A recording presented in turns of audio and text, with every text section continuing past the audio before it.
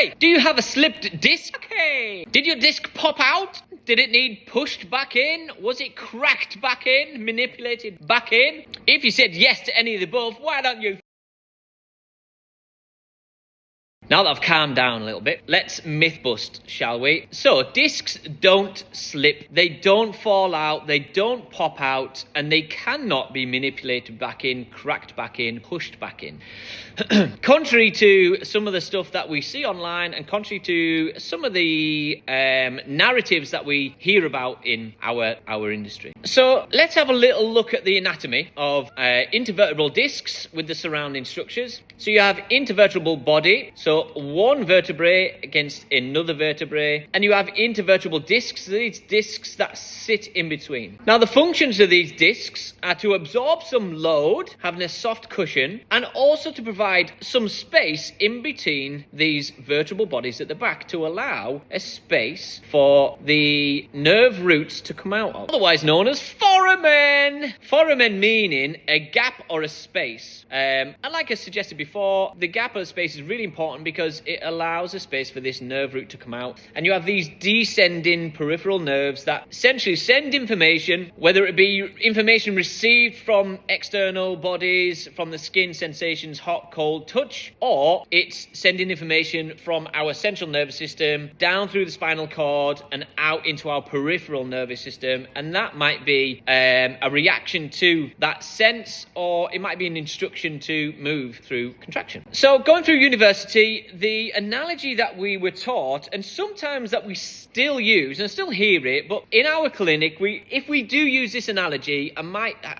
let me say, we always caveat it with, this is a really old analogy, it's not so simple to suggest that these are like jam donuts. Although we have said it before, and I still say it sometimes, because it kind of does get the point across slightly, but if you don't caveat it, then it's slightly misleading to say these are jam donuts, because it creates this suggestion that the jam in the donut just bulges out and falls out everywhere, and it's not the case at all. These structures, your intervertebral disc is a fibrosis for fibrosed cartilage on the outside called the annulus, and it's almost more like a car tire. It's tough exterior. It isn't this soft spongy thing that just falls out and bulges. Otherwise, we're in the shit. So imagine these like car tires in that, like I said, they are rough and tough on the outside, and we have a gel-like substance that does sit inside, and the gel-like substance allows us to absorb load that goes through these joints through compression forces and sometimes shearing forces.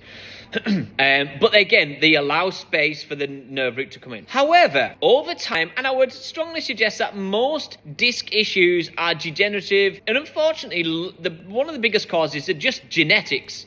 That's just how we are. And certainly lifestyle factors can play a major role in this, and they can accelerate these genetic predispositions that we can have disc bulges, we can have prolapsed discs, etc., or herniations.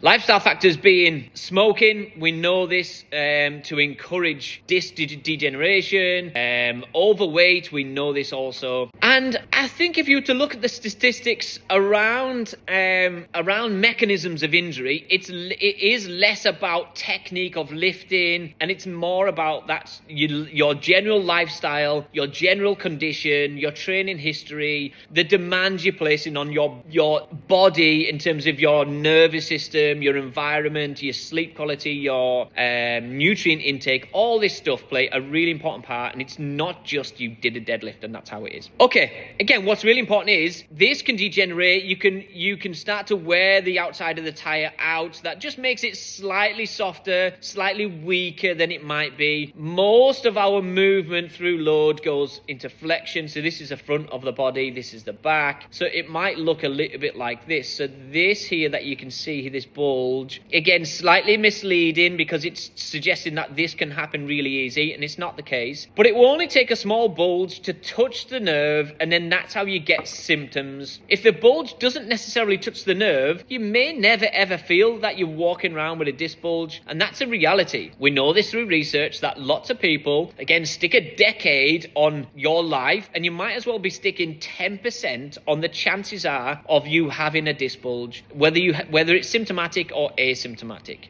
Again, that's a really important point to note out, is that just because we have a disc bulge, a slight disc bulge here, it doesn't mean to say that it can cause you any pain whatsoever. And if you do have a disc bulge and it has caused you pain, it doesn't mean to say that we can't have natural healing, that these movements of the propulsus and the internal gel can't move and can't reposition around to give you a bit more balance. So if you do have disc related symptoms, whether it be localized pain in your let's say lower back, or you have some radiculopathy, some pins and needles, numbness, pain that's shooting, moving around, whether it's down your posterior legs, so into your bum, into your hamstring, down towards your foot, whether it's affecting your function, your ability to move your foot up or down, again, it doesn't mean to say that that's going to be how you are at the moment. What's really important is to have a little bit of context, to have a real clear understanding of this is what it is and this is where you're at in terms of your rehab journey. Have a nice structured, organized pathway back into activity, know where your risks are, and all will be fine. Like, comment, share, all best.